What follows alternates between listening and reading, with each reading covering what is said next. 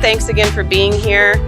My name is Margaret Jones, and I am the City of St. Paul's 880 Vitality Fellow, and my position is funded by the John S. and James L. Knight Foundation. It's an 18-month position, and I've just completed the first third of that, which is shocking in many ways. My job, my focus is on creating a more vibrant, safe, and welcoming St. Paul for all people of all ages, in all neighborhoods and all outdoor spaces. So that's, and then having some fun along the way. Today's talk with James Edward Mills is part of the Perspective series that I've been working on, where we bring speakers in on a regular basis to not only inspire us to think about the good work that we're doing already, but challenge us to think about how we might create an even more vibrant and wonderful St. Paul. So for our time this morning, and I know we're starting a little bit late, but we're going to hear from James, and he's going to give us a presentation that I hope you'll find moving and inspiring. I had the pleasure of hearing him speak last night at the Science Museum, and we had over 250 people as the first event in our St. Paul Riverfront Corporation placemaking residency, which if you're not familiar with it, let me know and we'll make sure that you find out more about it. So I want to say thank you to Jody Petrich and the St. Paul Riverfront. We've been partnering on bringing James in all the way from Madison, Wisconsin. So anyway, so without further ado, James Edward Mills is a 2014 fellow of the Mountain and Wilderness Writing Program of the Banff Centre in Alberta, Canada. As a freelance journalist and an independent media producer in a career that spans more than 20 years, James specializes in telling stories about outdoor recreation, environmental conservation, acts of charitable giving, and practices of sustainable living. He's worked in the outdoor industry since 1989 as a guide, outfitter, independent sales rep, writer, and photographer. James is the creator of the Joy Trip Project and was recently named Yosemite National Park Centennial Ambassador for all of his good work. So please give a warm welcome to James Edward Mills.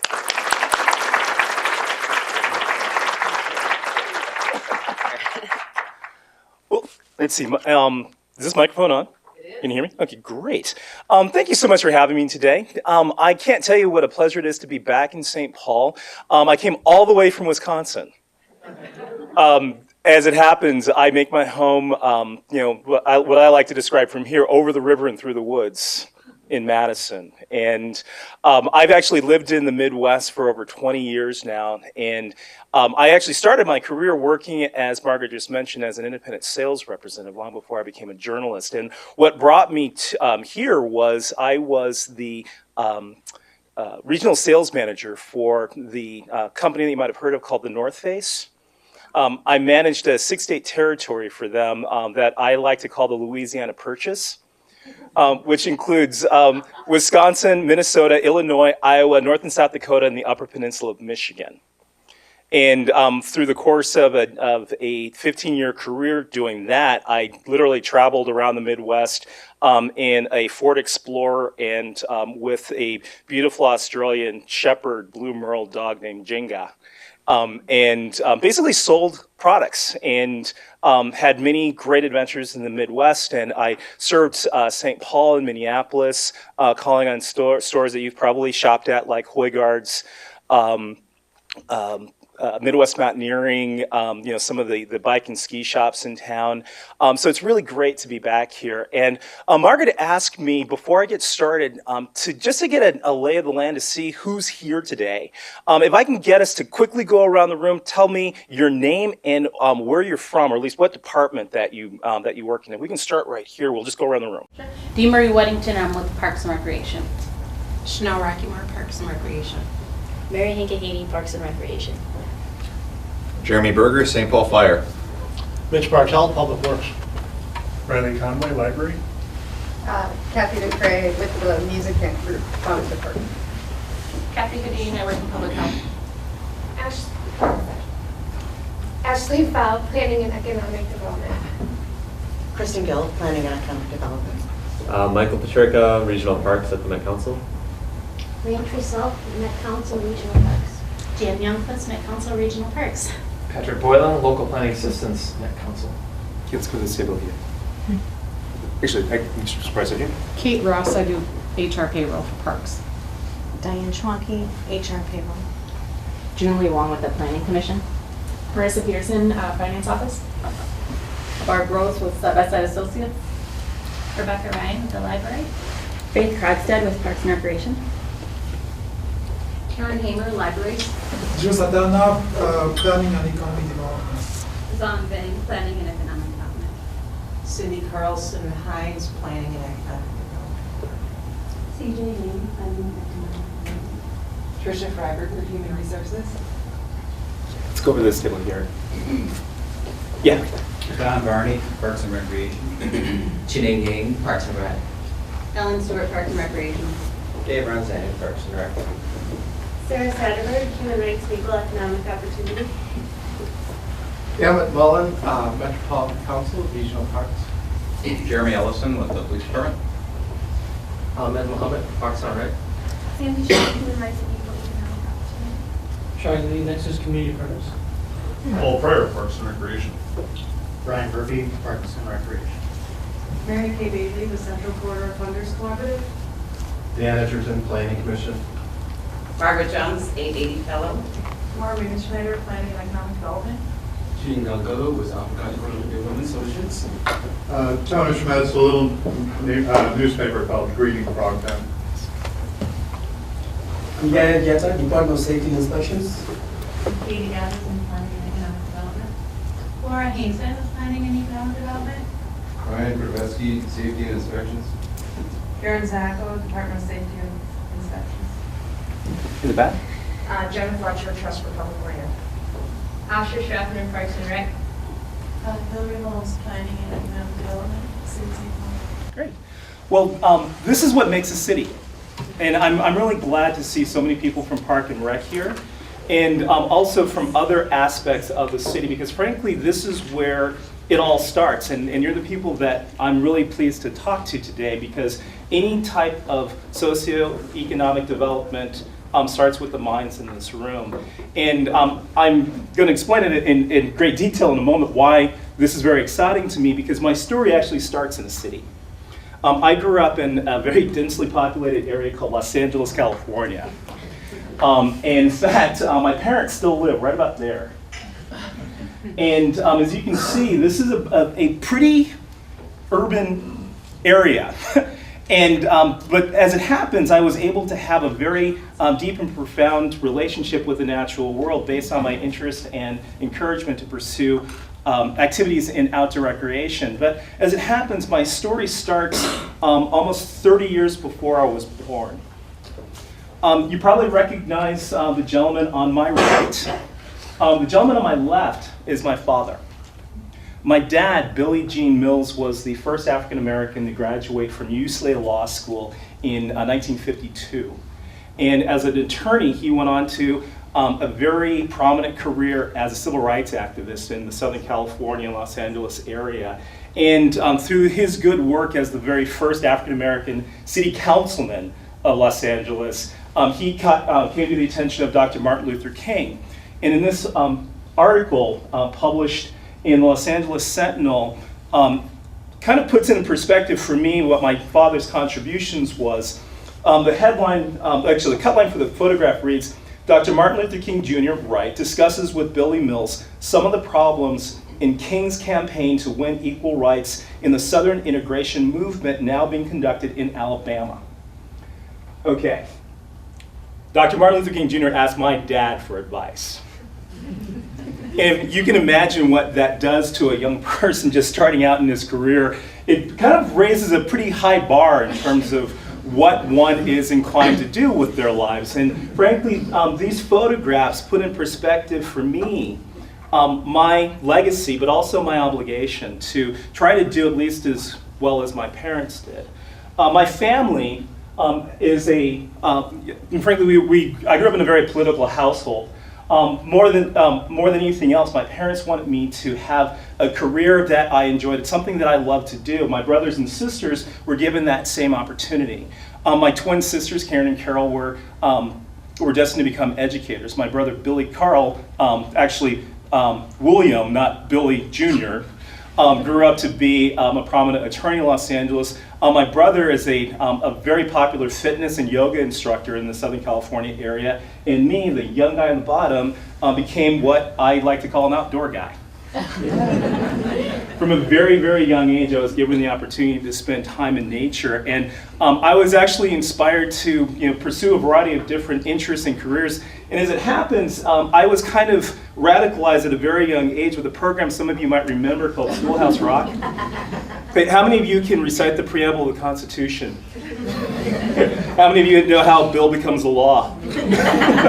Okay, that's basically how I got started, with something like this. Okay, this was the storyline for what a verb is, and it was described as action. And as a young kid, I saw this little black kid climbing. And what was remarkable to me was this is something that I'd never seen before, but I thought was the coolest thing imaginable. And so when I grew up, I decided that I wanted to be the boy who climbs. And so through the course of my career, I was given the opportunity to actually travel and see quite a bit of our national parks. Areas across the West primarily, everywhere from Yosemite to Yellowstone to the Grand Canyon.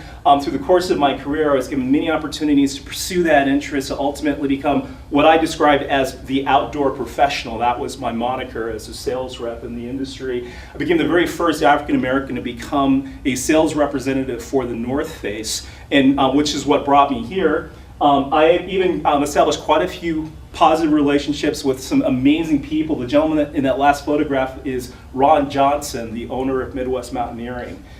He invited me to travel with him to do the very first fast pack assault of Sonora Pass at Tuolumne Meadows, a distance of 72 miles. We did it in 36 hours.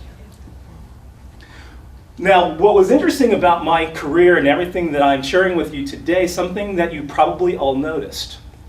In every picture that I showed you, and this was basically reminiscent of my entire career, I was always the only person of color. And when you think about what that ultimately means, especially when I aspired to do things frankly in the way that my parents did, I was kind of inclined to think, how is that possible? And if there's a problem, what can I do to correct that? And so around 2011, I decided that it would be a good idea, 2001, after the tragic events on 9/11, I decided that I was going to maybe change careers, and so I retrained as a journalist. And ultimately took my interest and skills in photography and decided to do a few different things, ultimately working with organizations to tell the story of people of color and the role that they play in outdoor recreation and environmental conservation. And as it happens, it allowed me to do many of the things that my parents did. Touching the hearts and minds of political leaders in our country to ultimately change the way we think about outdoor recreation. And through the course of a very convoluted relationship with an organization called the National Outdoor Leadership School, I became involved in a very ambitious effort to put together a team of African American mountaineers to achieve the highest physical point in North America, a mountain called Denali. And through the course of several months of arduous training, for the very first time in 2012 on Mount Baker, I experienced a mountain summit where I was not the only person of color. And so when we think about what it means to actually have adventures in the outdoors, ultimately what it means is creating a social environment in which everyone can participate. But actually for me it started in great detail a few years earlier with the release of a film that some of you might have seen called The National Parks, America's Best Idea. How many of you have had a chance to see this film? Good, quite a few of you, because it's a fabulous story that tells the story of how it is that we have our national parks. And in 2008, I was given the rare opportunity to actually spend time in Yosemite Valley with Ken Burns, and a guy who looks a lot like John Muir, by no accident, a John Muir impersonator and historian by the name of Lee Stetson, who tells the story of Muir and his time creating what ultimately became the National Park Service. And many of us have probably heard the story of Teddy Roosevelt, his relationship with Muir as they're looking down in Yosemite Valley and establishing what would ultimately become our national park system. But at the time, it was in need of protection, not unlike it is today. And when I'm interviewing Ken Burns and I'm asking him, how are we going to make this story more relevant to more people across a broader spectrum of our population? I was talking specifically about people of color, and he told me an amazing story. When Teddy Roosevelt set out to protect and preserve the national parks, he dispatched the U.S. Army. And among the people that were dispatched to Yosemite and Sequoia National Park were over 400 African-American members of a unit called the Buffalo Soldiers. And these are the same fighting men who came out of the Civil War into the Plains Wars of the West, the Spanish-American War, and the insurrection in the Philippines. During a peacetime deployment in San Francisco, they were dispatched to Yosemite and Sequoia National Park to become the very first national park rangers. Now, think about what that did to me as a person having gone through his entire career never having heard this story before. I had spent much of my growing up in California, living and working in Yosemite as a guide myself. I had never heard this story before. In 2008, I kind of became radicalized and decided that if I hadn't heard this story, that means that millions of people in this country haven't heard this story either. And I need to make it a point to share this story and others with as many people as possible. The Buffalo Soldiers were led by a man by the name of Charles Young. And Charles Young was the very first, the third African-American graduate of West Point, and the very first superintendent of Sequoia National Park. And not the first African-American superintendent, the very first superintendent of one of the very first national parks in this country. And if you think about it, that is a story that should be told. And yet, again, for the very first time, this is something that I'm only now coming to realize. And so when we take a look at what it was like 100 years ago, there were over 400 people of color in positions of authority protecting our national parks, while today there's only one. My friend Shelton Johnson is the only permanently stationed African-American park ranger in Yosemite Valley, California today. And as it happens, he's a very talented storyteller and an amazing actor, and tells the story of the Buffalo Soldiers in period costume and period voice to tell the story to visitors who come to the park, so that when people of color come there, they're extended a welcome that they probably didn't realize that they would get, that they would be able to learn exactly what was happening 100 years ago that created this wonderful place that we enjoy today. So that when Ken Burns introduced the National Parks film to President Obama in the White House in 2008, it was Shelton who came to sit in the audience beside the president.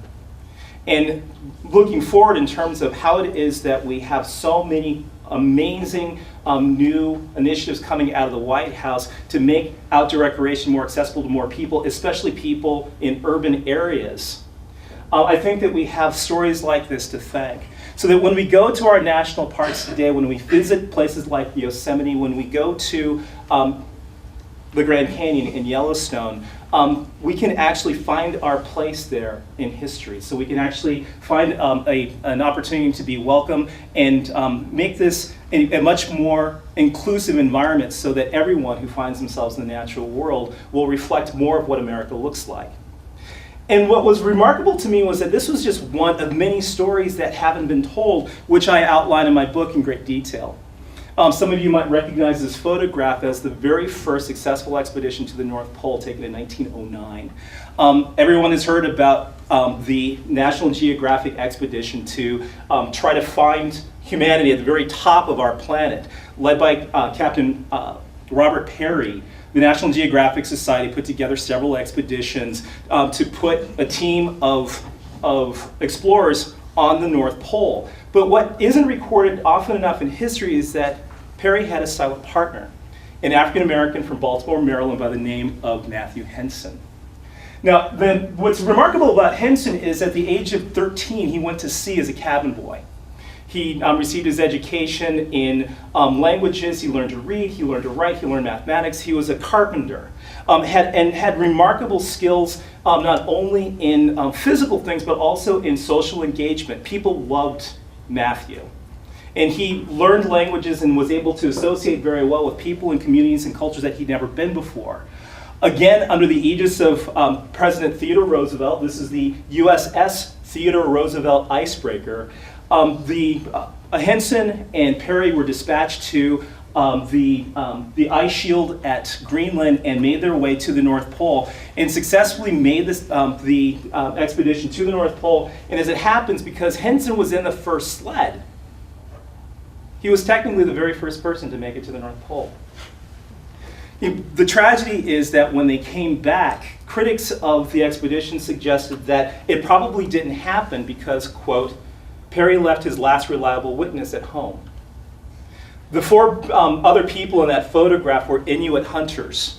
Perry was the only white man in residence on the pole at the time. And because there wasn't another white person to verify the claim, it was actually denied for years and disputed all the way up until 1952. Under the aegis of Dwight Eisenhower, Henson was finally given the recognition that he deserved. And it wasn't until the year 2000 that the National Geographic Society posthumously gave Henson the same acknowledgement that they gave to Perry 3 years before they actually made it to the pole. Perry was the very first recipient of the coveted Hubbard Award, which is given to National Geographic explorers to this day, and it was almost 100 years after the accomplishment that Henson was finally acknowledged. But what is remarkable is that when we ultimately tell these stories and we invite and engage people to embrace the heritage and the legacy of these accomplishments, we inspire a new generation of people to ultimately find themselves in these amazing places. I want to introduce you to my very good friend Barbara Hillary, who at the age of 65 became the first African-American woman to make it to the North Pole.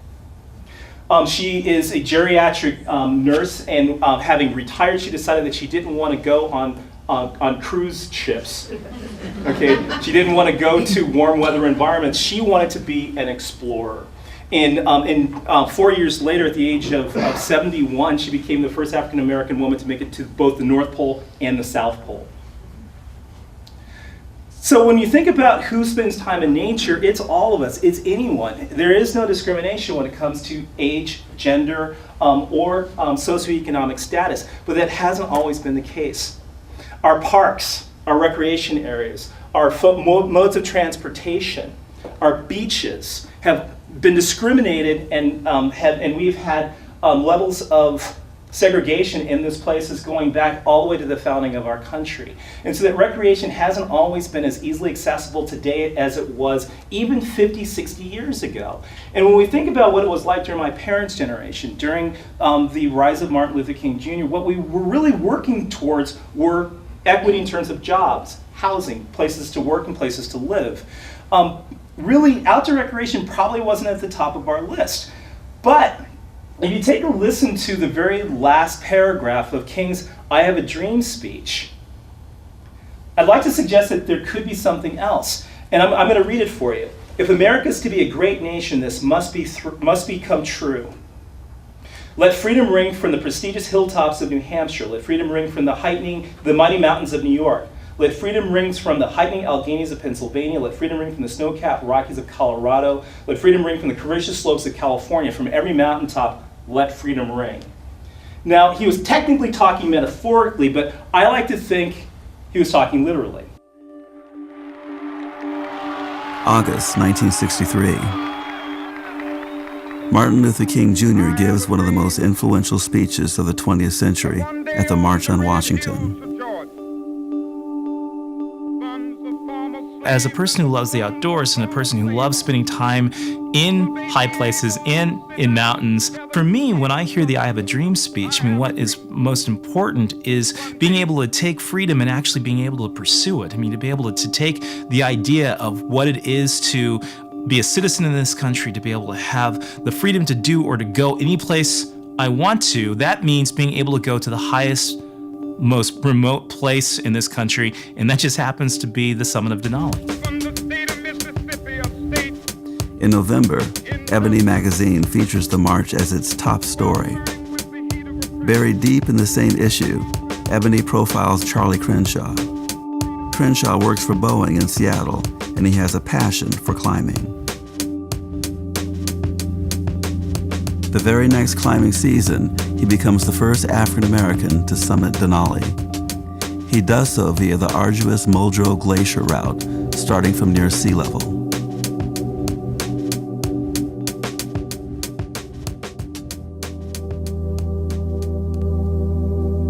Charlie Crenshaw died in 1998, and I never met him, so I really have no idea as to exactly what his thoughts were, but I can't help but wonder if in 1964, when he was the first African American to reach the summit of Denali, if the I Have a Dream speech didn't directly influence his aspirations to reach the highest peak in North America.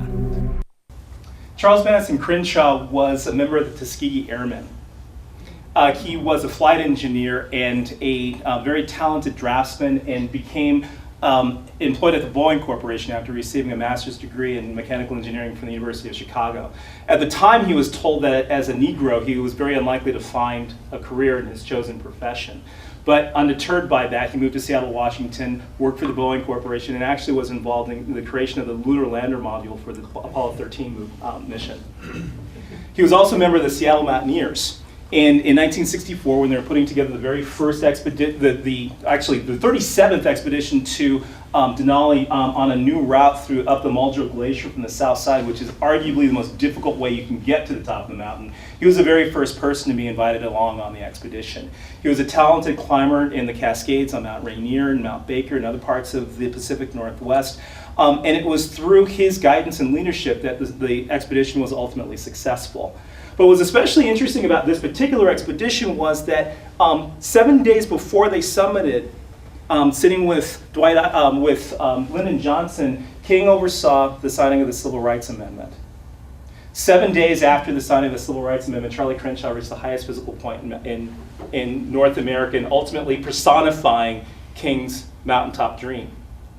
A story that is only told in two places: in a story written in the American Alpine Journal that Crenshaw wrote himself, and my book, The Adventure Gap.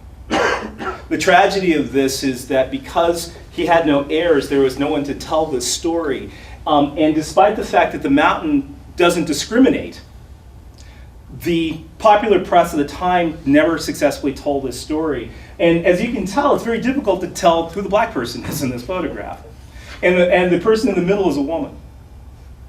So when we think about what it is to spend time in the mountains, I mean, the natural world doesn't discriminate. The natural world really doesn't care. The question is, how do we tell the stories when we come back home? Now, some of you might recognize this as Sir Edmund Hillary. And in 1953, became the first person to make it to the summit of Everest. But little do we realize that not unlike Perry, Hillary had a silent partner. This is Tenzing Norgay. And Tenzing Norgay was a Nepali Sherpa who was right there beside Hillary when they made it to the summit of Everest. But when it came time to tell this story, when Hillary, a New Zealander, was allowed to go to Buckingham Palace to present his prize to the Queen, he was allowed to stay in the palace while Norgay and his fellow Sherpas were invited to sleep in the stables.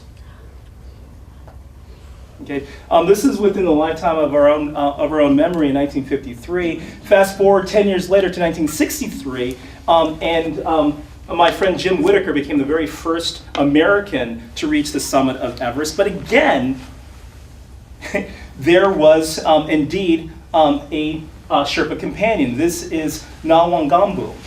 And Nawangambu was also there with Whittaker, an American mountaineer, but we do not tell his story either. But he continues to this day to lead mountaineering expeditions and support the Sherpa people, despite the fact that their stories are seldom told. He's educating a new generation of young people in his Sherpa community to become mountaineers and great ambassadors nationally for their history and heritage. So when we think about what it ultimately means to tell these stories, we have to change what we think mountaineers look like. This is what a mountaineer looks like. Okay, my friend Sophia Danneberg in 2006 became the first African-American man or woman to make it to the summit of Everest. She did what is described as an unguided expedition, which, unlike most expeditions today where you basically, if you've got $60,000 in cash, you can basically get piggybacked to the summit of Everest as part of a big wagon train of people. I don't know if any of you saw the photographs in 2014 with this huge line of people, over 400 people, butt to breast all the way to the summit. She actually did it in an unguided expedition that basically, for her $30,000, She got a tent, a place to set it up, oxygen bottles, food, and 2 Sherpa companions who were there only to report the location of her body if she didn't return. Okay. She did it in unseasonably warm weather, but was successfully made it to the summit 2 hours ahead of the next party and had the summit to herself for almost 45 minutes. Okay. Again, this is a story that was not told in the popular climbing magazines. It was not told in the popular press. It appeared again in exactly 2 places. In an article in the Chicago Reader, which is basically the weekly in the city of Chicago, and in my book, The Adventure Gap.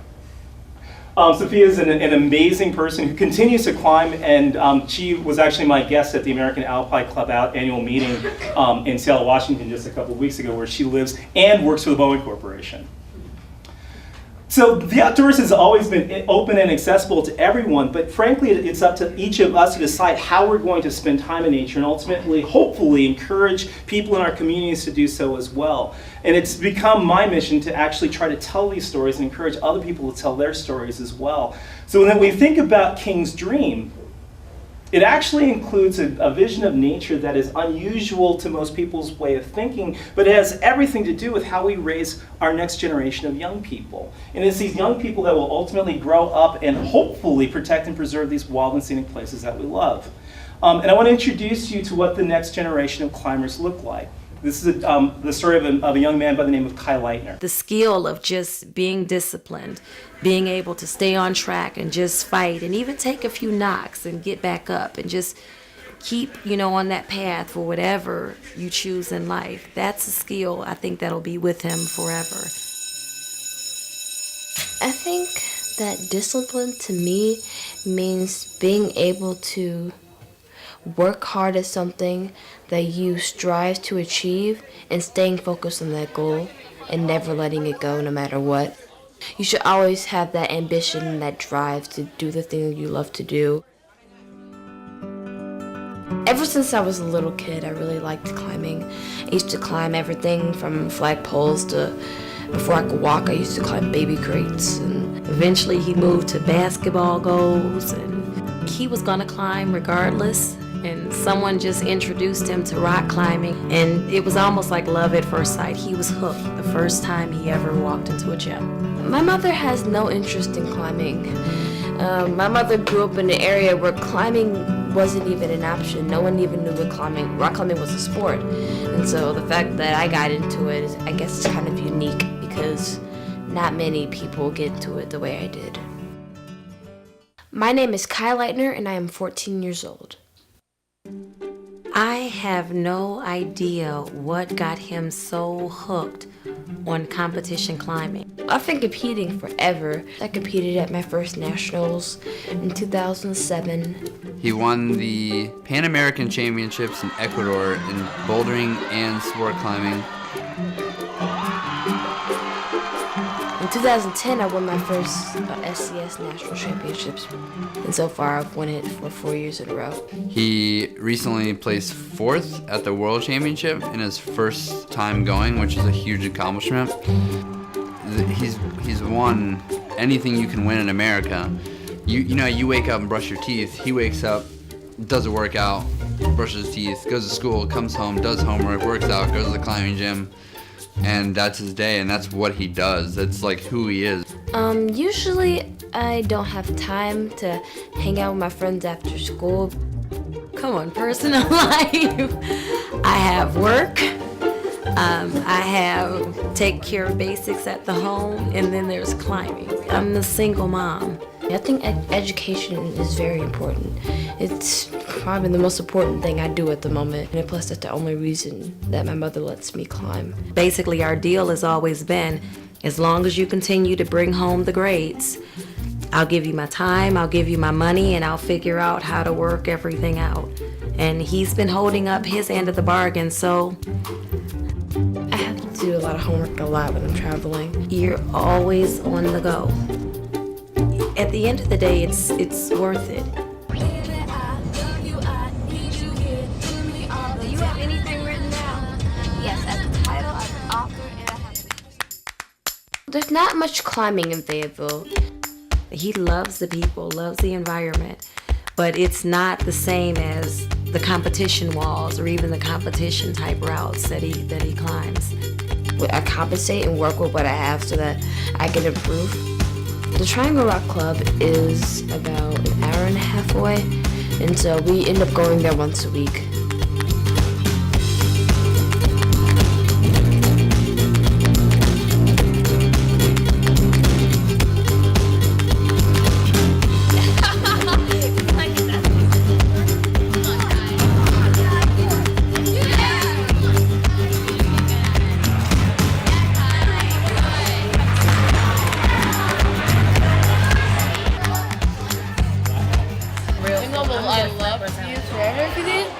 I know what you want, and I know what you want. What you wanted when practice is over? What? A steak stack? Yeah. Yeah, that's what I figured. Why? We're going to the New River Gorge to do some awesome climbing.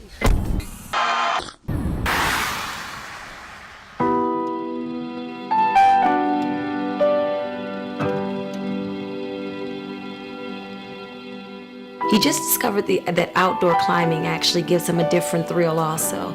Some of his more recent accomplishments that he's more excited about are climbing outside.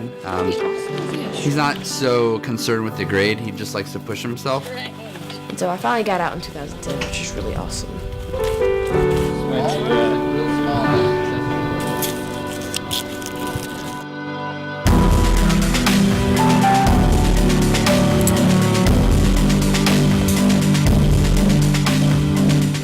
And then in 2011, I went out once, and I got my first 13A, which was snooker, and it was really exciting for me. This year, it was the first year I got to go outside more than once a year. I've done 4 14As, a 14B, and a 14C.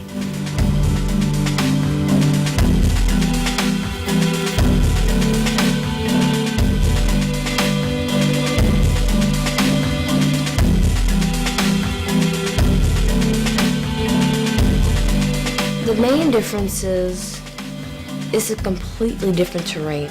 Rather than just climbing, you have to deal with the atmosphere, the weather, the bugs, and the terrain in which you're climbing in. So actually pay attention to your surroundings more and make sure that conditions are right. Whereas indoors, you can go any day and it doesn't matter. Everything's going to be the same. So that's a kind of a different thing to get used to. It didn't take long because I guess to me, climbing is climbing no matter where it is, whether it's outside or inside.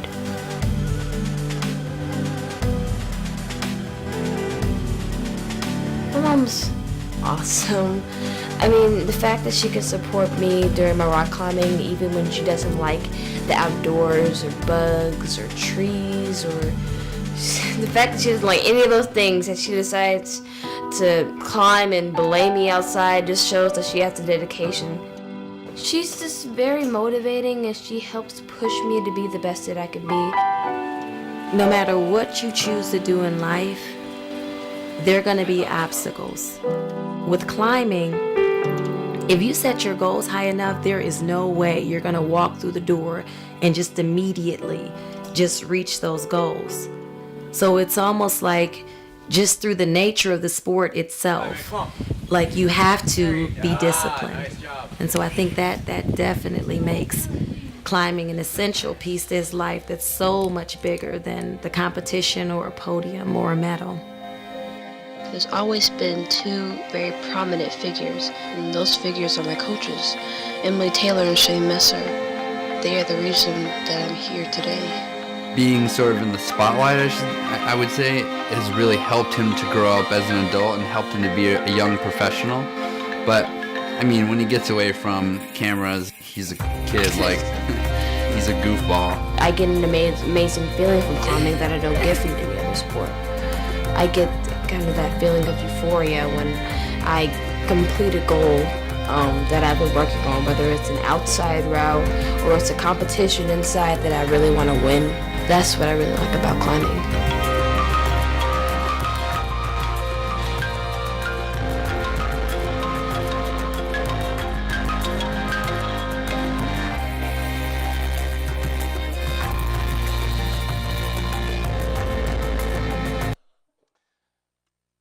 I think it really goes to show that parental involvement is critical in all of this. And it should be said that Connie is a full professor of mathematics at Fayetteville State University, at North Carolina State University in Fayetteville. So it's not like she doesn't have time to waste on frivolous things. What's especially remarkable about Kai is that up until the age of 7 or 8, he had debilitating ADHD. And climbing was the one thing that would focus his attention long enough to be able to get him on a very positive track towards becoming an amazing young man. But the tragedy of his story is that when I discovered him 4 years ago now, he had already been a 4-time national champion and hadn't been written about once in any of the national climbing publications. And it wasn't until I wrote an article in Rock and Ice magazine that he was brought to the attention of the national media, and now he had this one produced. There's another one underway. If any of you watch the Real Rock Film Festival, he'll be in next year's series. And he's now a 7-time national sport climbing champion and is well on his way towards being perhaps the best professional rock climber in the world. Okay, but it all starts with that early introduction to nature. And if we can find these young people at very early ages and encourage them to do remarkable things, they will do remarkable things with their lives. This young man is Ryan Hudson. And Ryan was born in San Diego, California, and from the day he was born up until the age of 14, he was homeless. But with the introduction to the sport of snowboarding, he is now a professional snowboarder and was on the cover of the North Face catalog in 2015. He's also an ambassador for the Snowbird Ski Resort. Unfortunately, in the interest of time, I'm not going to be able to show you his film. But the critical thing to realize is that when we get into the outdoors, we quite literally put ourselves in a different set of horizons that allow us to project an idea of what it is to spend time in nature. And our purpose in creating the Denali expedition was to find a group of people within the African American community, quite literally around the world, that would not only try to take on this high physical feat, but to go back into their communities and share their story with other people. We picked 9 men, a team of 9, 6 men, 3 women, a variety of different skills and abilities. As young as 18, our oldest expedition member was 56. And the idea ultimately was to allow them to give them the skills and the tools necessary to take the original dream that Charlie Crenshaw helped us to realize, to create a modern narrative that we can ultimately share with a new generation of young people that we called Expedition Denali. And this project, led by the National Outdoor Leadership School, was the basis of my book and also a feature-length documentary film that many of you might have been able to see last night called An American Ascent. And what is especially challenging about what we have here is to be able to change the face of what the outdoors looks like in a legitimate and authentic way with real people doing real things in real places, so that when they come back to their home environments, they can actually take that mountain dream and put a different spin on it, to give us a certain amount of verve and style and let's say joie de vivre, to be able to allow us to change who spends time in nature and what that perception looks like. So that when young people start to look at the potential for careers, they can actually see themselves in jobs that many of you do here today. And ultimately, if we can take these horizons and expand them, we can quite literally show young people that in nature that there's absolutely no place that they cannot go. And in fact, our team was invited to present our film at the White House earlier last year, and be able to share this particular mission and our story with 250 young people in the DC Metro and Baltimore area a year ago. Yesterday, our youngest team member, Tyree Moore, was in Washington, D.C. and shared this story with over 3,000 young people in the DC Metro area. So when we think about what it ultimately means, we have some great opportunities to tell some fabulous stories about our cities now. And so having come back from Expedition Denali several weeks later, I convinced one of my sponsors, a little company you might have heard of called Patagonia, to send me to one of the most densely urban densely populated urban areas in North America. This is a photograph I took on a new greenway development on the Bronx River in New York City. And we introduced young people to fishing. Now, you might think that it's not a good idea to go fishing in a polluted river, but I think that it's critically important that when we introduce young people to recreation and urban opportunities where they live, they'll ultimately be able to have early experiences that will ultimately allow them to expand their understanding and expectation of what wilderness preservation means on a global scale. Here's a photograph taken with a project that I'm working on with the Trust for Public Land on the Chattahoochee River, just south of urban Atlanta in Georgia. This is the South Platte River just in metro Denver. This is actually taken right off the back deck of the RAI store in downtown Denver. They've got a whitewater course there. There's a fabulous program called City Well that takes kids on rafting trips as well as biking and other recreational opportunities in their community. There's also a fabulous restoration project going on right now on the Passaic River in New Jersey. This river development is not unlike the same river development that you're doing here on the Mississippi River in St. Paul. And for my own purposes in Wisconsin, in Madison, I lead a 3-week seminar for 8-year-olds on adventure photography. Basically trying to open up an idea as to what nature can look like from a career perspective, but more importantly about being able to become interested and engaged as artists in the natural world. And so that when I go back to my home city of Los Angeles, I can bring this conversation, this mission forward to take a look at what the restoration is happening in areas where I grew up. This is the Los Angeles River in a place not too far from where I went to high school, taken just last year. But a few miles away in a neighborhood 3 miles from where I grew up is a fantastic newly developed urban waterway that has fishing in downtown Los Angeles. So that when I visit with my brothers and my sisters and their kids, we have the opportunity to spend time in nature, again, as a family, but also with the understanding that we'll be able to bring this forward to a new generation that I'd like to encourage each of you to foster into the future. Thank you very much for your time and your attention, and I'm here to answer your questions.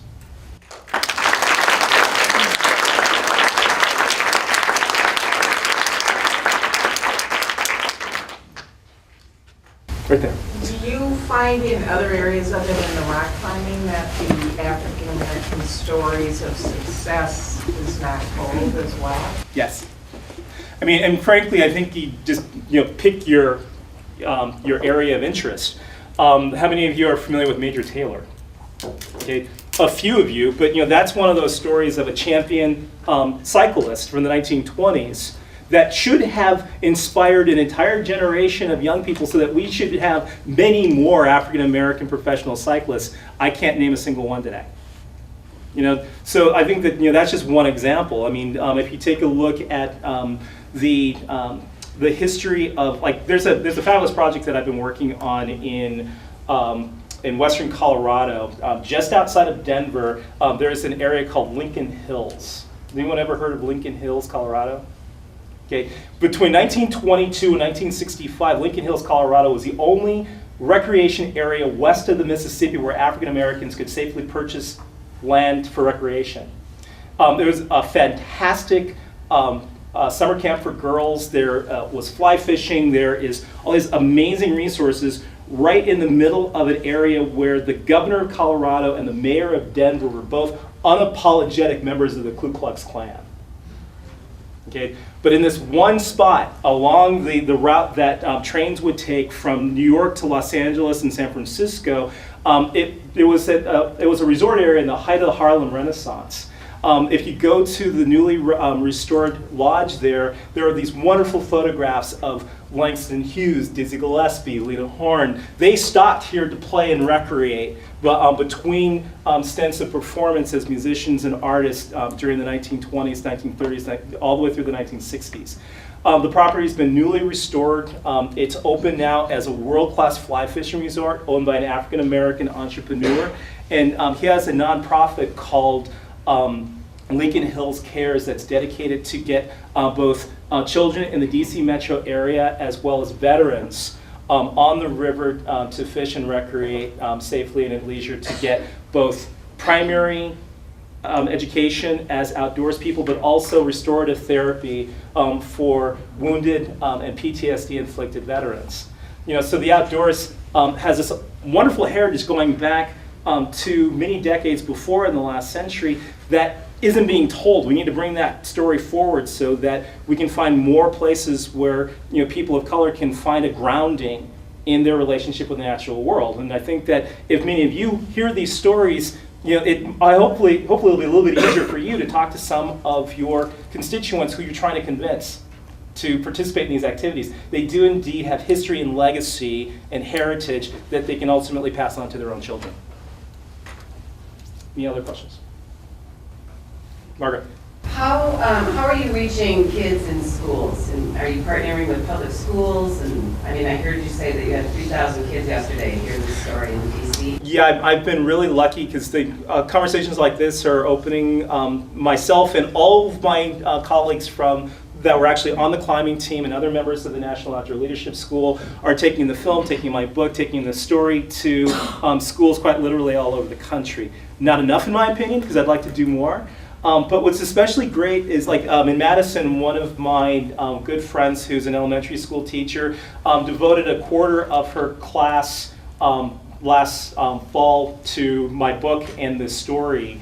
And I got a chance to do a very similar presentation to this to a room full of 12-year-olds. I never thought I could keep kids' attention for an hour, but they really loved it. And so it is indeed happening. We have some great opportunities to tell these stories in such a way that kids can really relate to it, ultimately gravitate towards it, and hopefully become stewards of the environment when they grow up.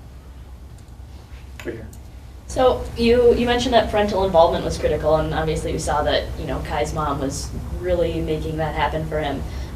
Do you have any kind of input or comments on what happens when the kids are into it, and you can get the kids in the schools and get them out and they're into it, and the parental support for it is just not there? Mom doesn't like bugs and she's not going outside. Right, and that's not uncommon, because frankly my dad took us camping all the time, Mom never did. Okay, and I think that it's not necessarily parental involvement, but adult involvement. So that you have older people in the community that support their interests and their efforts. Because when I became a Cub Scout, my dad was not an outdoors guy initially, but through the support of other parents in our scout troop, he became an outdoor guy. And so he wasn't the only person in my life giving me this encouragement. And I really think that if young people have encouragement of adults in their circle of peers and family and friends and teachers and members of the community, people in Parks and Rec, that is what I think is really engaging. But I think what's most critically important is being able to repeat the experience and make it possible for them to have a longitudinal experience in nature. How many of you are familiar with Last Child in the Woods by Richard Louv? Okay. Fabulous story, as the name implies. We have to take a look at what it means to allow kids to spend time in the outdoors. And he coined the term nature deficit disorder, as not unlike a psychological or physical ailment. It is indeed something that one can suffer from. But he told me in an interview not so long ago that you're almost doing a kid a disservice by taking him to Yosemite once. Okay, because frankly, all you really, you may as well have taken him to Disneyland. You've given that child an opportunity to spend time in the outdoors, but without the ability to repeat that experience or one like it, or put them on a path so that they can do it by themselves. A 12-year-old's not going to be able to drive himself to a national park. And why I applaud enthusiastically the president's Every Kid in a Park campaign, to allow every fourth grader in the United States to be able to go to national parks for free. They're not going to get there by themselves. The parents are going to have to take them with them. And so I think that it's important that we figure out a way to get the kids out there, and the only way that they're going to be able to do it is with adult participation and supervision. Right here. I'm Ellen Stewart. Excuse me. I'm in Parks and Recreation Design and Construction, and part of my job right now is to encourage developers and development of open space through the urban area along the Green Line, the Central Corridor. And I do find that there's a struggle in terms of priorities between economic development and open space. And in a time where people are focusing on, not just here, but all across the United States and other places, on green and sustainable and resilience, generally they're referring to things that are constructed. We're talking about roads, we're talking about buildings, not necessarily prioritizing the establishment or acquisition of land for open space programming. So are there, I mean, obviously it requires partnerships. We've got a great partnership with Trust for Public Land, Wilderness Inquiry, some others, but can you think of some really great examples in the United States that would be models for cities that truly prioritize open space in their programming for resilience? Sure. I showed you pictures of the Bronx River and the Passaic River. New York and New Jersey, specifically the municipalities of the Bronx and the city of Passaic, have taken. I'm sorry, the city of New Jersey have taken green space. Well, first of all, part of it was brownfield redevelopment. You know, basically eliminating the pollution in green space along an urban river corridor. I mean, if you take a look at some of the photographs in the at the turn of the century all the way through the 1920s and 30s, the industrial devastation of these areas was catastrophic. And as many of you are probably realizing now, when that happens, people of color are disproportionately impacted by that because, frankly, you know, you dump your waste in the places where people care least, you know, or where people have the least ability to fight your efforts to do that. And so you have these brownfield developments that have to be reconstructed. Now, what's happening in the Bronx? One of my colleagues, a woman by the name of Majora Carter, she's a self-described urban revitalization strategist, MacArthur Genius Grant Award winner, also Clinton Foundation Grant Award winner, led the effort to revitalize the Bronx River and created a spectacular urban park. I showed you a couple pictures from that area. I mean, right in the middle of you can walk a block away and have no idea that there's this beautiful urban park because there's all these high-rises on either side. The point that I'm making, though, is that that her theory is that by making environments places where people want to go, that people will come and they will visit these areas and they will patronize the coffee shops, the bookstores, you know, and people who already have homes there, people who are probably people of color, people who are probably of low income, will actually be able to benefit from the economic energy that's being generated there, and then you'll have the ability of perhaps having high-rise apartment buildings. That's exactly what's happening on the Los Angeles River Corridor right now. Where I grew up, Echo Park is no place you would ever want to be after dark. Now it's this thriving, hipster-ridden area where everyone wants to live because they've done this amazing greenway development. Some of you have probably heard of Silver Lake. Another amazing corridor that 15, 20 years ago is not a place that anyone would want to be. Now everybody, you know, wants to be there because of the green space. And the great thing about the urban river corridor from Los Angeles, it's a 51-mile-long greenway that will start in Pasadena, go through 15 municipalities all the way to the ocean in Long Beach. Along the way, there's going to be urban green space that anchors communities. And in those communities, they've already seen a very clear demonstration of the calming element of nature. You know, places, I mean, and one of these greenways is in Compton, California. Some of you have probably heard of Compton, California. They've actually seen a marked decline of gang violence, of pollution.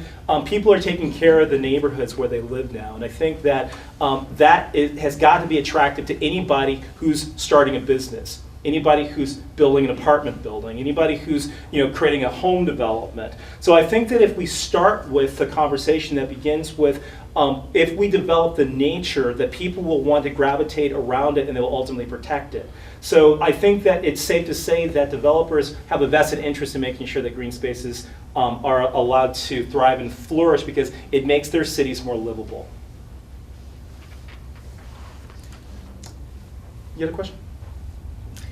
You talked a lot about the absence of these stories in the mainstream media, and in particular in the outdoor-focused mainstream media. Do you have ideas for how to address that and what might actually tip the scale for that? It's a hard nut to crack. Because I started my career, as I said, in 1992, and then I was the only African American in the business, quite literally. And I just assumed that over time it would correct itself. 20 years later, I'm still now one of 10 that attends the National Outdoor Retailers Show in Salt Lake City, Utah. It's an international convention that welcomes 30,000 people. And you can count the number of African American executive professionals on the fingers of one hand. So the industry itself is kind of struggling with how to fix that internally. Personally, I've kind of, because I'm not in sales anymore, I'm in journalism now, because I wanted to try to reshape the narrative from the inside looking out. And now I'm working a little bit more with municipalities and with nonprofits and elements outside of the industry. I'm kind of from the outside, kind of pointing the spotlight in, so that ultimately I think that if we can, perhaps change the market a little bit, because like right now, there's a lot of money to be made in urban-inspired branding. African Americans are purchasing North Face and Timberland clothing at very high rates. Now, unfortunately, neither North Face nor Timberland are prepared to chase those dollars yet, because they're not 100% certain that it's sustainable. But I really think that if more pressure can be applied from the outside in, that they'll realize, well, we need to start changing our marketing strategies. We need to start advertising in African American focused publications like Ebony. Or we need to start promoting, the exploits of African American athletes like Kyle Lightner. The North Face was a principal sponsor of Expedition Denali. And I personally, now that I've got,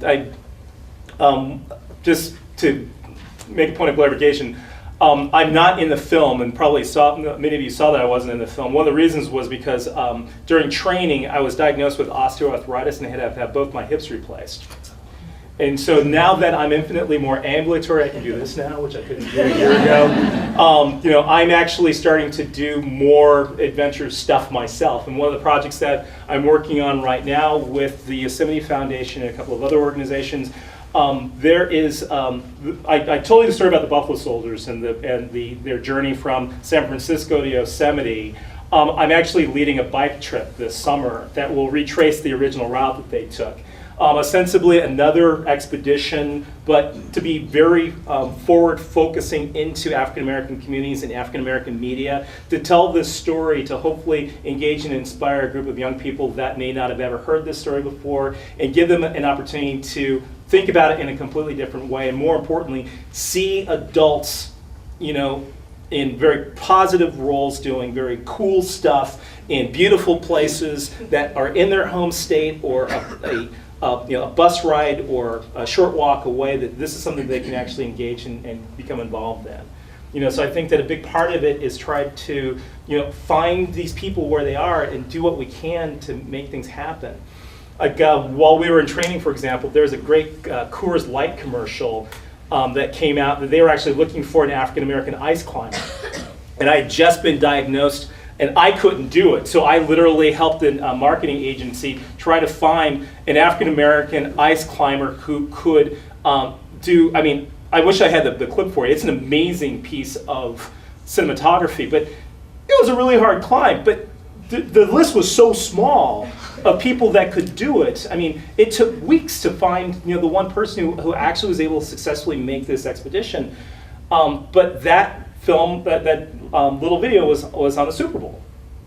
And it was something that I think kind of changes how people perceive what a climber looks like. And when it's in the popular culture, okay, that's where I think it makes a lot of sense. So that, as one of my colleagues said, that when his kids decide to do something as adults, it'll be obvious. Because it's something that his parents did, that cousins and aunts and uncles and heroes that they see in the media do. They have no problem perceiving themselves as something as a desirable activity for themselves in the future.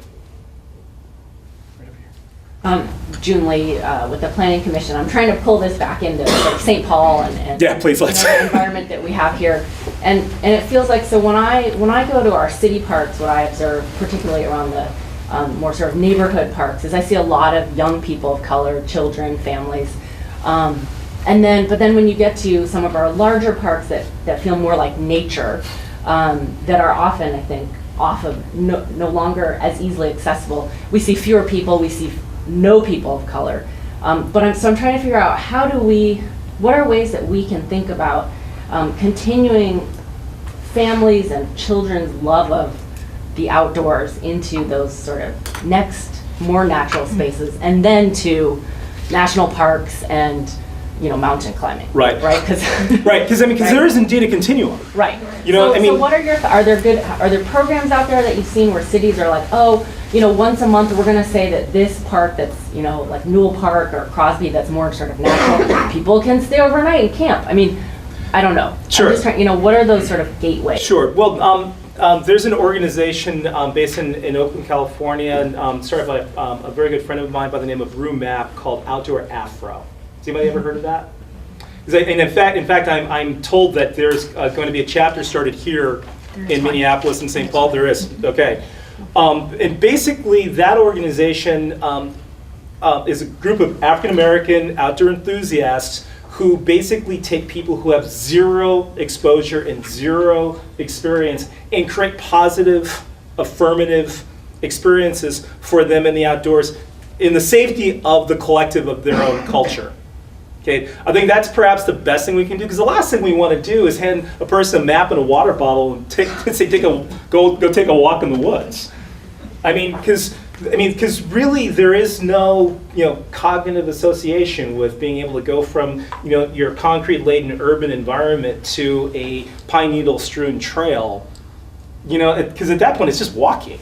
Why can't I just walk it? So the cultural context of the groupthink mentality, I think, helps to make that connection. And I'm convinced that once you take that first step on the trail, especially with people that you're interested in engaging and involved with, that's when the whole world starts opening up. And so it's a lot less like, just being, in a gym or at work or walking a city street. You're actually in an environment that's much bigger and more profound than you are. And that's going to make you want to know what else is out there. So you'll go a little bit further down the trail, so that you'll, maybe get in your car and drive someplace else, or get a group of people together, rent a car and go someplace else. So I really think that it needs to start with our urban center, but ultimately to project into something even bigger in the future. Yeah, so I used to do community organizing in North Minneapolis, which is an area, predominantly African American, and I found that when I worked with some Step Up youth, that a lot of them were oftentimes even afraid to engage with the urban environment because they were afraid of all the laws that were out there. So it's like, because if you look everywhere, it's like, oh, don't swim in this lake, don't climb this tree, and I found too that even we had a group of young boys who were doing gardening and absolutely loved it. And there was a moment where I had left them just to go do something, and the police were there and patted them down. And so, and it was like, you want to encourage kids to be out there and to feel safe, but telling kids like, yeah, no, go hang out in the park with your friends. Sure.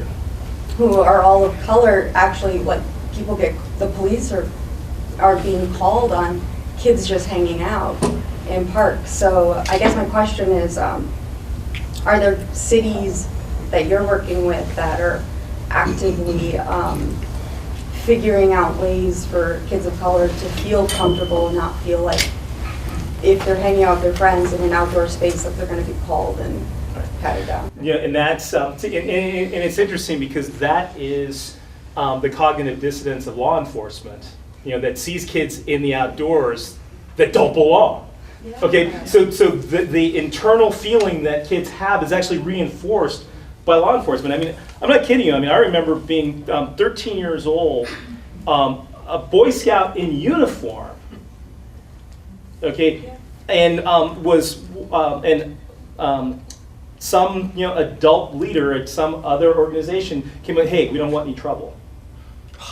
I'm like, because I was with like 6 other African American scouts, okay, and those are the kinds of experiences that could turn a kid off to nature forever.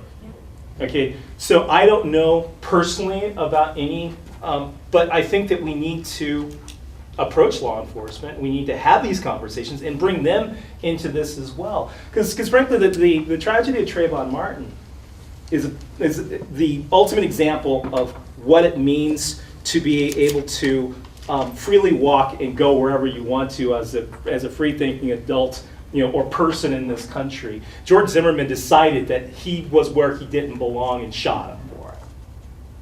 Okay, African American parents had to have that talk with their kids. Okay, to tell them that there are certain places that they might be treated badly, and tragically, the outdoors is one of them. Okay, far from home, away from their natural element, in a place where they may not have comfort or security. We need to dismantle that. Okay, and tragically, I mean, we can say that we're cool with it as much as we want to, but we have to face the realities of what the rest of the world is thinking and perceiving. I'm happy to say that we don't have any laws that prevent people from spending time in the outdoors, but we have social constructs that prevent people from spending time in the outdoors, and we need to take those apart. And so, the main purpose of telling the history, grounds the narrative in legacy, so that I will never ever be able to have a kid tell me that black people don't do that. Okay, I wrote a book, I made a film, yes they do. Okay, I want to believe that my own life and my own experience is a personification of the fact that regardless of what you think, people of color do indeed do these things and have since the very beginning. How many of you are familiar with the man by the name of Alfonso Niño? Okay, he was the pilot of the Santa Maria, one of the 3 ships that Columbus sailed from Spain to North America. Guess what? He was black. He was an African of Spanish descent. He was called El Negro, and proceeded after the discovery of North America to explore much of the southern hemisphere for almost a decade before he died. Okay, so people of color have been exploring and spending time in the outdoors and having adventures in this country since it was founded, since it was put on the map by Europeans that ultimately settled this place. So we've always had a place here, and I think that what we need to do is to demonstrate to kids that they have place, heritage, history, and legacy that needs to be reinforced, and we just have to encourage them to do that. Frankly, cops need to be told that they can't assume that kids in the outdoors are up to no good, because they're operating on that presumption. Okay? With no evidence to support the belief, that is indeed what's happening. It's happened to me. Okay, I mean, just the whole concept of camping while black, and having that be something that could be looked down upon by law enforcement is tragic. It does indeed happen. We need to talk to our city leaders and explain to them that we're trying to fix this. In that particular set of circumstances, I mean, I'm heartbroken for you and those kids. But there should have been some follow-up. Yeah, we had even tried. I went there because I knew the community outreach person, and it super dismissive. I mean, I'm a small white woman there. Right. Right. See, and that's the thing. I mean, this young man who was shot in Ohio. Who saw that video? Okay, kid in the park playing with a toy gun, shot within 8 seconds of the cops coming on the scene. There's no way that they could have assessed that as a viable threat. The only reason why that kid was shot was because he was a black kid holding what looked like a gun in an outdoor space. How egregious is that? Especially, but where was the National Rifle Association, talking about his right to bear arms? When that happened, absolutely nothing. So we are running out of time. I'm going to be here for the next 30 minutes. I'd love to talk and engage your conversation. Mayor is here. Oh. The mayor is here, right? And apparently, maybe you'd like to say something. But thank you very much for taking the time to spend your morning with me. And please take my card, be in touch, and I'd like to encourage you to do the great work you're doing. So thank you.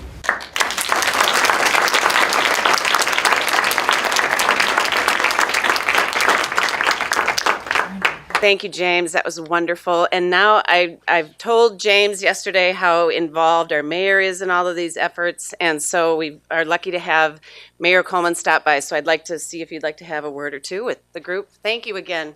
Thanks, Margaret. A word or two is not what I do well. Lots of words, especially when it comes to talking about kids in nature, kids getting outdoors, kids exploring, kids camping, etc. I want to tell you, I could tell you a gazillion stories because this is a particular passion of mine. But a few years ago, when Ken Burns did that incredible series on the national parks, talking about this uniquely American concept to preserve large tracts of wilderness, how that was not done in any other part of the world.